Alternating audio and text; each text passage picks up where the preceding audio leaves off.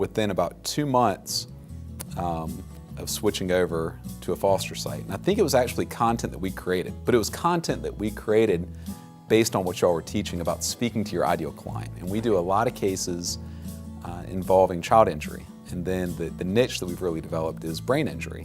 And so brain injuries to children for us are like when our most ideal client becomes like the apex client. I mean, that is, you know, the top of our mountain, because we feel like those are the clients we can do the greatest amount of good for. Children with brain injuries oftentimes look normal, act normal until they reach adolescence, when life becomes more demanding and they cannot cope.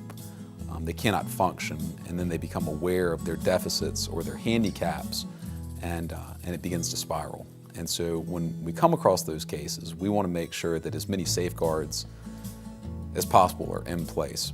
And so shortly after having a foster site, I'd written an article about playground injuries at daycare. And so there was someone living in a rural community about 45 miles northeast of Columbia, didn't know us from Adam, but they went online.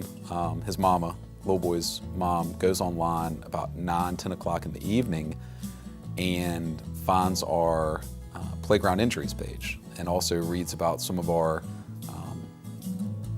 work with daycares and daycare negligence.